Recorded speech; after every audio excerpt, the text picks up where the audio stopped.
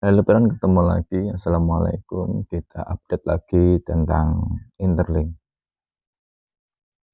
Ada beberapa investor di balik kesuksesan Interlink dalam menggait user karena belum ada 1 tahun sudah mencapai hampir 6 juta user. Inilah beberapa investor di balik Interlink atau di belakang Interlink adalah i16Z, Sequoia, dan Pantera. Jajaran investor Interlink bagaikan tim impian Web3. Andreessen Horowitz atau i16Z Crypto memimpin pendanaan seri B senilai 90 juta dolar pada tahun 2024, mengamankan kursi di Dewan Direksi dan mendorong integrasi DeFi. Sequoia Capital menginvestasikan 35 juta dolar dalam putaran pendanaan sementara pada Juni 2025, mendorong valuasi Interlink menjadi 1,3 miliar dolar. Pantera Capital terus membentuk strategi tokenomik dan tata kelola. Dana kripto i16Z memuji pendekatan visioner Interlink dalam menyelesaikan masalah kepercayaan identitas dalam skala besar yang menandakan kepercayaan pasar yang kuat. Interlink membuat terobosan baru dengan IPO berbasis kripto di US yang dijadwalkan pada kuartal keempat tahun 2025.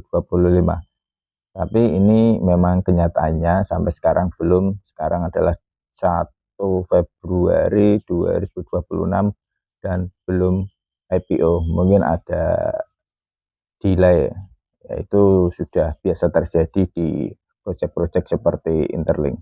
Targetkan penggalangan dana sebesar 500 juta dolar. Langkah-langkah kuncinya meliputi penjamin emisi kelas atas Goldman Sachs dan JP Morgan memimpin persaingan. Kepatuhan regulasi audit GAAP diselesaikan oleh Deloitte dengan keselarasan SEC dan GDPR. Tim di New York, Singapura, dan London sedang berkoordinasi untuk peluncuran publik yang lancar. IPO ini akan mendanai peningkatan AI, ekspansi global, dan pertumbuhan ekosistem token ITLG, memperkuat kepemimpinan Interlink di Web3. Nah, sebelum aku lanjut, kenapa Interlink ini sering mengadakan event, baik itu hadiahnya berupa ITLG ataupun USDT, bahkan sampai ribuan USDT, yang mungkin dalam pendanaan Interlink sudah mendapatkan kucuran dana yang cukup banyak. Jadi sangat mudah sekali untuk bisa menggelontorkan ribuan USDT untuk kompetisi atau mengadakan event untuk menggait user-user baru di seluruh dunia. Dan ini bagi kita adalah sesuatu yang sudah jelas ya, karena ketika kita menambang proyek kripto, itu yang perlu kita ketahui diantaranya adalah siapa di balik proyek ini, apakah ada investor besar atau tidak. Ini menunjukkan proyek ini tidak abal-abal. Jika di belakangnya ada investor-investor besar, otomatis mereka sebelum mengucurkan dananya sudah melakukan investigasi. Nah, kita tinggal ikut aja. Jadi sudah benar ketika kita gabung di Interlink, karena Interlink bukan proyek abal-abal. Oke, aku lanjut.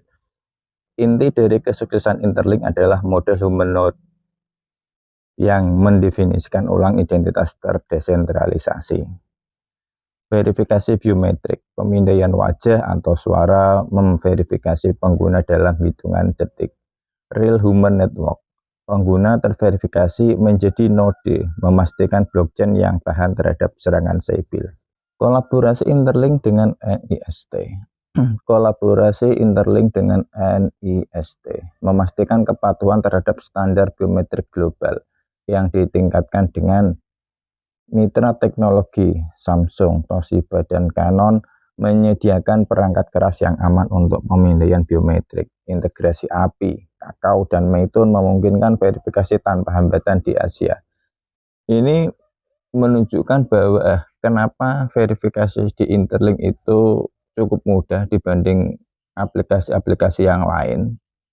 seperti Sidra dan lain sebagainya, karena aplikasi lain itu sangat sulit untuk melakukan KYC, apalagi dengan menggunakan wajah itu sering gagalnya. Tapi di Interlink ini sangat mudah karena didukung oleh beberapa teknologi atau perusahaan-perusahaan yang berkompeten di bidang scan wajah. Bukti tanpa pengetahuan atau zero knowledge proof, kriptografi mutakhir melindungi privasi pengguna. Deteksi penipuan berbasis AI dari Interlink mencapai pengurangan serangan sipil sebesar 97%. Jadi dengan adanya teknologi Interlink ini, maka deepfake atau sipil ini bisa tersaring sebanyak 70%. Jadi hampir semua serangan sipil atau akun-akun palsu itu bisa terdeteksi sebanyak 90%. Menjadikannya pilihan terpercaya untuk platform DeFi, NFT, dan Metaverse. Interlink menghadapi persaingan, tetapi tetap menonjol di ruang identitas Web3. Beberapa pesaing Interlink yang sudah eksis lebih dahulu adalah Civic, Cellkey, dan WorldCoin. Kalau Civic itu berfokus pada KYC yang dapat digunakan kembali, tetapi kurang memiliki kedalaman biometrik dan imbalan token seperti Interlink. Cellkey menawarkan identitas terdesentralisasi, tetapi memiliki basis pengguna yang lebih kecil. Untuk WorldCoin, memang ini adalah kompetitor terberat yang dihadapi oleh Interlink, karena faktornya mungkin penciptanya adalah Sam Altman, orang dibalik ChatGPT. Dengan nama besarnya, sekarang WorldCoin sudah mempunyai valuasi yang cukup lumayan, meskipun di beberapa negara itu menghadapi regulasi. Semoga saja kedepannya Interlink ini dalam menghadapi regulasi di berbagai negara tidak mengalami rintangan. WorldCoin menggunakan pemindaian iris tetapi menghadapi masalah privasi, tidak seperti ZKP Interlink yang sesuai dengan standar NIST. Keunggulan Interlink terletak pada kemitraan yang kuat, model humanoid yang skalabel, dan sistem penghargaan yang ramah pengguna.